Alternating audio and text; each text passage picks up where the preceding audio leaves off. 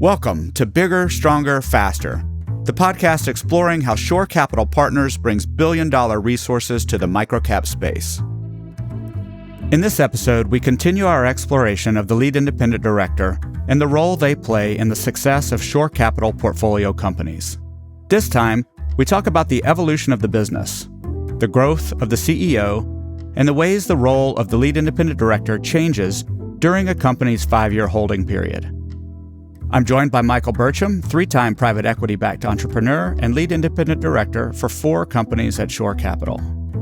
To start us off, Bill Clendenin describes the importance of having a solid strategic plan, and specifically a growth plan, because being just a few degrees off on direction early can mean a company ends up significantly off down the road.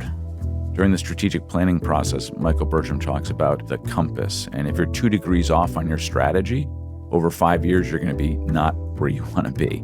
And so understanding your direction as an organization, driving the success of that through your team, with your board, with your partners, optimizes your chance for success. Michael, you lead strategic planning for Shore Capital Partners and have done close to 50 plans just within the portfolio, not to mention your own companies and those you've supported or consulted with. With this perspective, walk us through the typical stages of the business during the Shore Capital holding period and how the strategy evolves along that journey. When we begin year one, you have to recognize that it's about 75 to 80% assumptions and about 20 to 25% facts. So Bill's comment is right on. We need a team who can adapt, not only to a changing marketplace, but as we transition from assumption to facts, the plan will change a bit. So year one is really about formation. It's about setting the compass in a direction we believe to be true and getting team members on board who can really execute a plan, but also adapt when they see the market shift or the things we believe to be true, pointing in a slightly different direction, either a few degrees to the left or a few degrees to the right. By the second year, we're ready then to go into rapid growth, but rapid growth can only happen after we've tested that first year to make sure that we have the right acquisition strategy, the right team, and we've allocated the right resources. By year 3, we are heavily focused on organic growth and maximizing everything within the same store, and by year 4, it's really optimizing the business. Lead independent directors are lead independent directors because they have broad experience across these phases of the company, not only as CEOs, but also as board members. This gives them the insight into some of the blind spots, particularly a first-time CEO can have. Sean McEnroe emphasizes that the biggest challenge to early scaling is often underestimating the need for talent surrounding the CEO and making sure they have the right talent in the right role. I would say the management team frequently underestimates the level of aptitude and talent they need 1 or 2 levels below them, because they're at a place where they probably could do the work themselves. They probably could go out and arm wrestle this thing and make good things happen, but we can't do that and grow as fast as we need to. And so asking the management team to really look up and think about people who are as capable as they are or even better in those more narrow work streams, and then aligning those people with the job function and getting them going in a place where you look back and think, wow, I never thought someone could do that better than we were doing it yesterday. And yet we can go find those kinds of people because those kinds of people want to work in these kinds of companies. And, these are high growth, high aptitude people who want a future. And if we present it the right way to those people who are 1 or 2 levels below our C level, we can get some real superstars who can move the ball. Jim Forrest sums up the importance of having the right talent about as clearly as you can. You could take a great company, give it to an average management team, and you'll fail. You can take an average company, give it to a great management team, and they'll find a way to make it a success. Bill further articulates the roles and critical skill sets the business needs to thrive early, but emphasizes how those must remain aligned with the business strategy as it evolves. He speaks from his own experience as a CEO about having to shift his growth strategy and then reassess his talent strategy accordingly. In that forming stage, I think one of the biggest challenges is understanding the talent that you need around the table. What type of CFO do I need? Do I need somebody who's going to be really good at integrations? Do I need maybe an operationally strong or maybe a revenue cycle strong CFO. So really understanding what the team you need around you to be successful at the initial stages of that investment. And so then I think the first thing after you've kind of realized who and what the team you need around you is, I think the thing to understand is what is the strategy for growth? There are multiple levers to grow. You can do organic growth with some of our companies. You can do acquisitions. In the case of Nova, we initially started out, the strategy was going to be a de novo play, where we would open up one a month. When we got to the peak, we'd open up 12 a year by probably a year, 2.5. And then we would run that out through 5 years and then sell it. What we realized, though, is that acquisitions were a greater opportunity for the company. So we shifted our strategy, and now it's a blend of both de novo and acquisition. So the skill sets on the team had to change. And so as you think about the challenges, starting from the forming stage of the organization, getting your right team in place, then, okay, what is our growth strategy and what do we need to deploy those strategies? What are the tactics we're going to use? Who are the people we need to accelerate that growth? That's when it gets obviously exciting, but at the same time, the skill sets change. And so as you scale the business, the people sometimes need to change because what you needed in year 1 is maybe not what you need in year 3. In addition to focusing on talent, Dylan Bates talks about moving beyond what he calls the ability to arm wrestle an early-stage company and shifting the focus toward building processes that can actually scale with the company. You try to scale something in a real way, you need to document, and you need to have checks and balances, and you need to have checklists, and you need to have a master meeting calendar and a cadence of communication to cascade information out there and make sure people feel informed and maintain and actually get better as you get bigger in terms of culture. And so I think you can just kind of arm wrestle it when you're small, but then you have to really rely on process, and you have to make sure that you're thinking down the field in terms of the talent that you're surrounding yourself with, and your N-1 and 2s, they have to be stars. Kevin Afell summarizes that scaling comes down to people, processes, and technology. Because if you grow extremely quickly, you can potentially outpace your people, processes, and technology to support that. So that's, I think, where things start to break down is people, processes, and technology for the size of the organization as you're rapidly growing and accelerating through that. So, Michael, when you hear Kevin summarize how important it is to make sure the company doesn't outgrow its people, processes, and technologies, it seems pretty straightforward. But those are also pretty massive categories and 3 areas that, if they do break, can be calamitous for the company. Given all of the competing demands on a CEO, can you talk a little bit more about how you prioritize or sequence your investments in order to scale successfully? Because they can't all be priority, right? Or none of them is. You're so right, Anderson. I think of this in phases.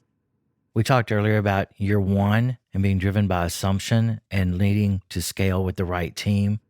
So I think people resources are really the first priority. One of the most important hires early on is the right chief people officer or chief human resource officer. Not only are we acquiring companies whose teams will really need support, but we need someone leading that effort for us to make absolutely sure that the mission, vision, values, and the culture of the company doesn't get lost while we're growing. And that is an important resource at the side of the CEO to make sure that doesn't happen. By year 2 and 3, when we're getting into rapid growth, we've actually acquired enough to really see best practices across the platform. By then, having a chief operating officer or someone in who can really help us operationalize the business and the way we see best practices becomes very important. That's quickly followed by the right technology and data resources, but they typically fall in that order. Also remember, this is a bit of an iterative process. We may cycle through each of those 2 or 3 times over the 5-year period, bringing a higher order of support and talent and processes in place as we learn more and scale more and the business grows. So it is a sequence, but it's really about knowing where the company is in terms of stage, and you as an LID helping the CEO fact pattern that to say, this is where you are, so this is why this hire or this process or this technology is so critical at this time. Exactly. And it allows us to be the most adaptive, not only to the changes in the market, but as the organization has grown, the needs will adjust a bit. As we learn more facts and we no longer rely on assumptions, We may find, for instance, that digital marketing becomes extremely important by year 2, though when we started, we thought it wasn't that important, for example. So a really tight relationship between the lead independent director and the CEO allows both parties to think about those things and make the right decisions on people, process, and technology through that 5-year journey. Growing and scaling the company and building a talented team around you isn't just about who you hire. It's also about who you retain. And that has a lot to do with who you acquire and how you thoughtfully integrate the sellers and their teams and their processes into the larger platform.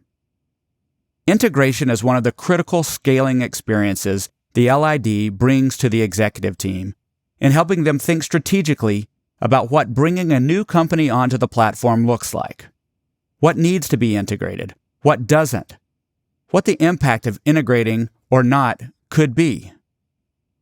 Here again is Sean.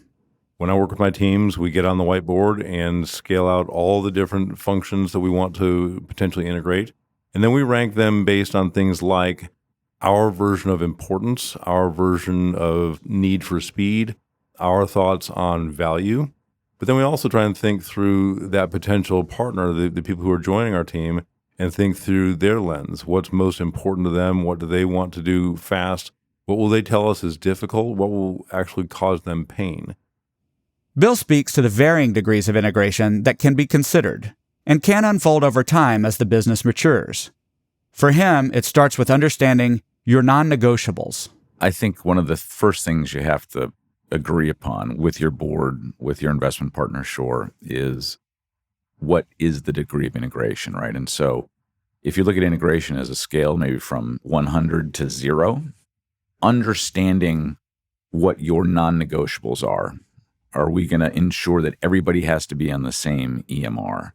Are we going to require everybody to use Salesforce if you're in the food and beverage fund or if you're in business services? Are we going to have one payroll system across the company? What is our communication platform going to be, both internally and externally? Here are 3 buckets. 1, these are the things that every company is going to integrate. Here are some that we're going to suggest that we integrate. And here's ones that really we do not care how we integrate. So, Michael, when you hear Bill talk about non-negotiables, you've been in that CEO seat multiple times. You've worked with your board. How do you define, when you're thinking about integration, what those non-negotiables are and how non-negotiable they really are? Anderson, if we are thoughtful, we will look at what we are trying to define as our points of difference for this business and look at the failures of others in this space because they did not integrate things they perhaps should have. And from that list of points of difference and failures of others, I think then we can make really informed decisions of what non-negotiables are. It shouldn't be my opinion or another board member's opinion or really anyone's opinion around the table. It should be rooted in really key, thoughtful discussion about how do we want to be seen different in this industry than everyone else, and what lessons can we learn from the failures of others so that we choose the right non-negotiables rather than just a group of opinions. Michael, when you think about this conversation around integration more generally, and then you go back to the evolution of the business as you described over the holding period, how and maybe when does the process of integration give way to or shift to a focus on optimization, not only of the acquired companies, but of the platform as a whole? So when should you be thinking about, beyond integration, about optimization? And then maybe when shouldn't you be thinking about optimization? It's a fantastic question. I think when any partner is joining us through an acquisition, they have core basic needs that they've expressed, and they're usually one of the few reasons they want to join us. Those things should be addressed first because that business owner has really identified those as key needs they have for their business to grow. It's only logical we help them address them. Outside of that, early on, integration begins when a new acquisition joins one of our companies. But a key thing to remember is integration never really ends, because as you think about the 4th business partner to join us versus the 40th through that period of time, we're going to learn some new best practices. We're going to see new ways of doing things. We're going to discover a technology in maybe acquisition number 20 that we didn't even know existed at acquisition number 4.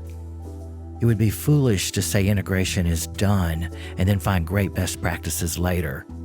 So our philosophy is we begin an integration when an acquisition joins us, but it really never ends because there's likely always something better to be done.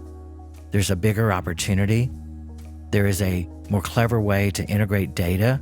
And why ignore those things simply because we say we have finished integration? Now, to your point about optimization, that typically for us begins about year 3 or near the end of year 3, because by then we have enough partners who've joined through acquisition to the business that we can clearly identify some best practices and get the organizational leadership together to really think about what optimization looks like. The last part of your question had to do about when maybe you should not think about optimization.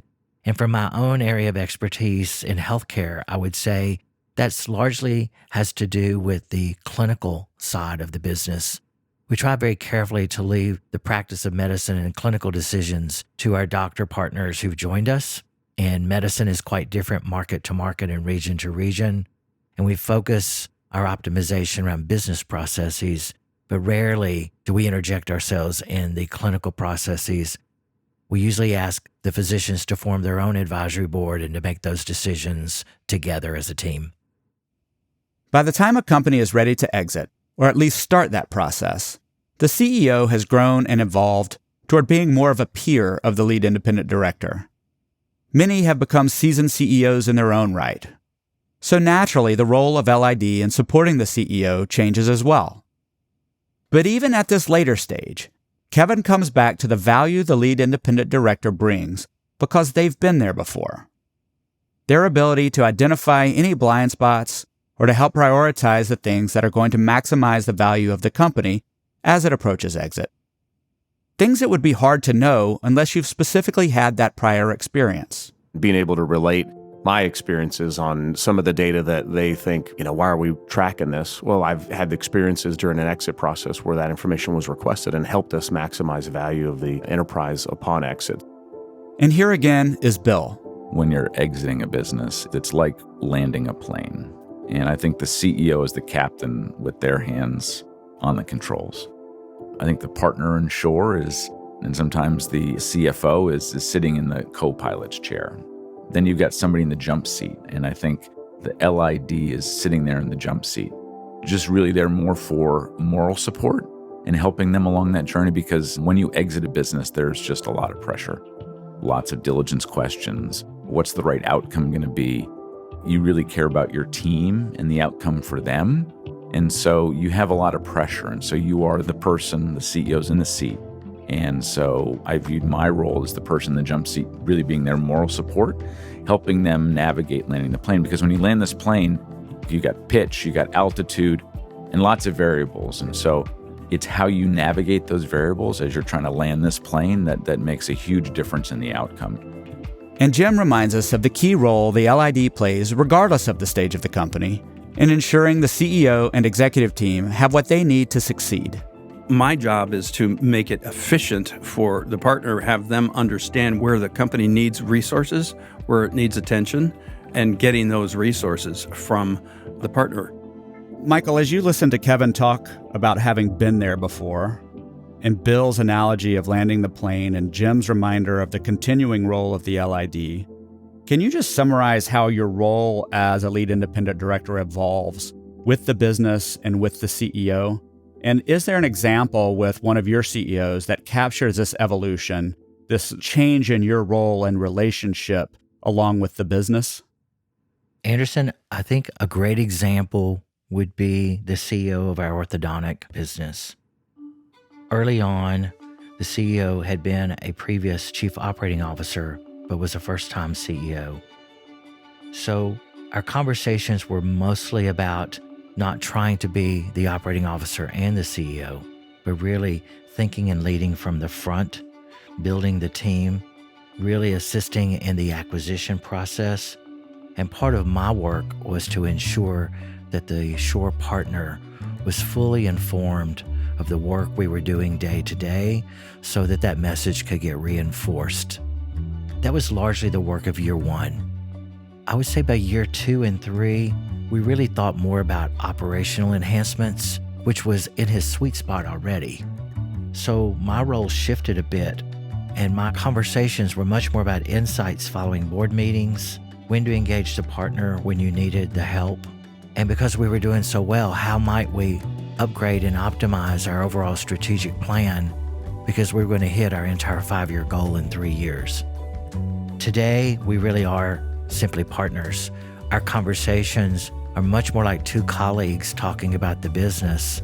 And while I still see myself in a mentorship role, I really see us much more as two friends who have enjoyed a journey together, thinking about the business and looking for ways to make sure that people, process, and technology are actually optimized across the business. And that's a long way from where we started. Just as a company grows, so must its people, and so must the relationships they have with each other. We can't afford to let our companies outgrow us. Because lead independent directors have experienced that growth, they know it personally. They know the challenges and the opportunities. They can help CEOs and their teams avoid common pitfalls on their growth journey. They do this by continuing to grow themselves, as well as continuing to evolve their relationship with the CEO and his or her team. Because ultimately, we will all win together.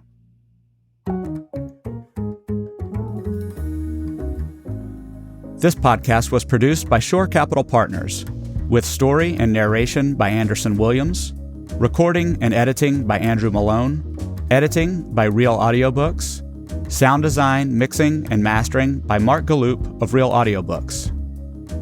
Special thanks to Sean McEnroe, Jim Forrest, Dylan Bates, Bill Clendenin, Kevin Offell, and Michael Burcham. This podcast is the property of Shore Capital Partners, LLC. None of the content herein is investment advice, an offer of investment advisory services, or a recommendation or offer relating to any security. See the Terms of Use page on the Shore Capital website for other important information.